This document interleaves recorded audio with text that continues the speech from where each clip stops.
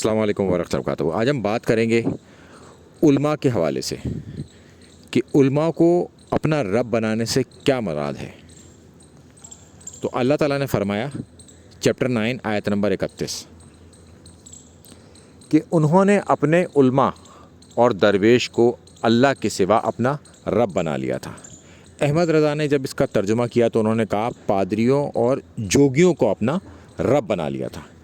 تو انہیں اپنا رب بنانا کیا ہے، اور پھر آگے اللہ تعالیٰ فرماتا ہے اسی طرح مسیح ابن مریم کو بھی، یعنی کہ ان کو بھی اپنا رب بنا لیا۔ تو اس میں جو اصل میں ایڈریس کیا جا رہا ہے وہ عیسائیوں کو ایڈریس کیا جا رہا ہے، اور اس کی کیا امپلیمنٹیشن مسلمانوں پر پڑی وہ بھی ہمیں دیکھنی ہوگی، کیونکہ یہ قرآن تو سب کے لیے ہے نا، یہ عیسائیوں کے لیے نہیں ہے، یہ خالصتاً مسلمانوں کے لیے نہیں ہے، یہ سب کے لیے۔ اور اس میں جو مثال ہے وہ اس سے عبرت ہم سب کو حاصل کرنی ہے۔ ایسا نہیں ہے کہ یہ صرف عیسائیوں کے لیے کہہ دی گئی تو مسلمانوں کو اس میں چھوٹ مل گئی۔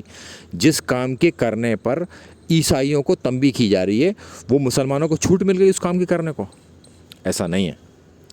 قرآن سب کے لیے ہے، تو جو انہوں نے غلطیاں کی تھیں وہ ہمیں نہیں کرنی، یہ عبرت کے لیے کتاب ہے۔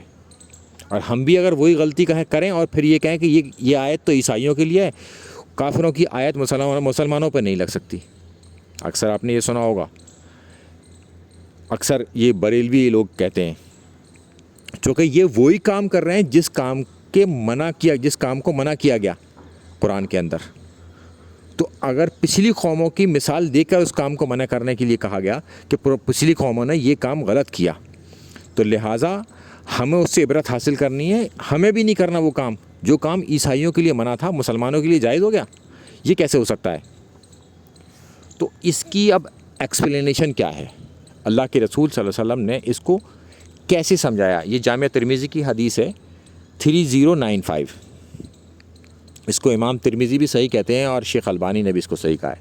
اسلام 360 میں بھی آپ کو مل جائے گی، یہ صحیح کے درجے میں موجود ہے موجود۔ تو ایک صحابی تھے جو کہ وہ پہلے عیسائی تھے، انہوں نے اللہ کے رسول صلی اللہ علیہ وسلم سے پوچھا، ان کا نام عادی تھا،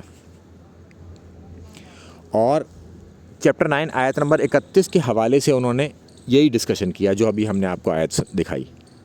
تو اللہ کے رسول صلی اللہ علیہ وسلم نے اس کے حوالے سے یہ بات بتائی انہیں کہ انہوں نے یہ بات کہی کہ ہم نے اپنے علماؤں کو یا درویشوں کو اپنا رب نہیں بنایا تھا، ہم ان کی عبادت نہیں کرتے تھے۔ تو پھر اللہ کے رسول صلی اللہ علیہ وسلم نے فرمایا کہ ان کی عبادت کرنا ہی انہیں رب بنانا نہیں ہے، کہ یہ بات تو ٹھیک تھی تم ڈائریکٹلی ان کی عبادت نہیں کرتے تھے، ان کے حرام کی ہوئی چیز کو تم حرام جان لیتے تھے اور حلال کی ہوئی چیز کو حلال جان لیتے تھے بغیر دیکھے۔ جیسے کہ آج مفتی صاحب نے ایک فتویٰ دے دیا، ہم صاحب اس کے پیچھے چل پڑیں گے، ہمیں یہ بات دیکھنی پڑے گی اور مفتی صاحب سے پوچھنا پڑے گا کہ یہ جو آپ نے فتویٰ دیا ہے اس کی دلیل کیا ہے، یہ کہاں لکھا ہے، پھر ہمیں اس کو کراس ویریفائی بھی کرنا ہوگا، یعنی کہ علمی کتابی بننا پڑے گا آپ کو، کہ ان کے پیچھے آنکھ بند کر کے چلنا، یعنی کہ مفتی صاحب نے کہہ دیا کہ یہ کام ایسے نہیں ایسے ہوگا، اب آنکھ بند کر ہم ان کے پیچھے اگر چل پڑیں گے مفتی صاحب کے پیچھے، تو گویا کہ ہم نے انہیں اپنا رب بنا لیا۔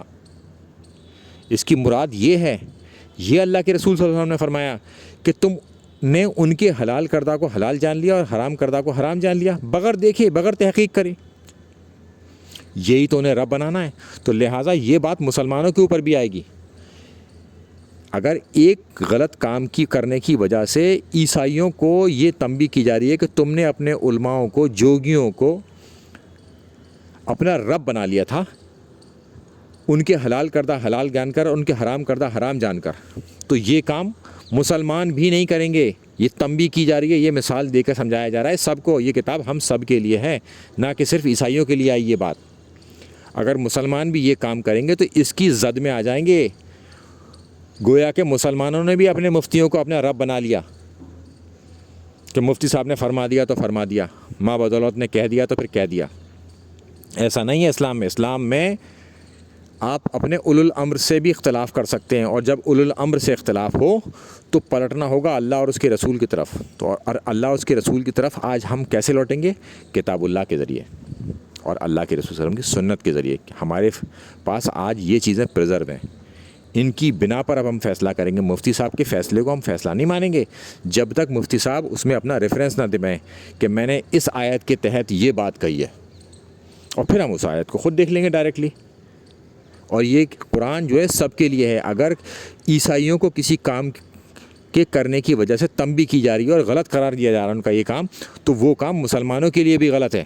ایسا نہیں ہے کہ اگر عیسائی غلط کریں تو غلط اور مسلمان ہو کر ہم وہی کام کریں تو وہ ٹھیک ہو جائے گا, تب بھی وہ غلط رہے گا. السلام علیکم ورحمۃ اللہ وبرکاتہ.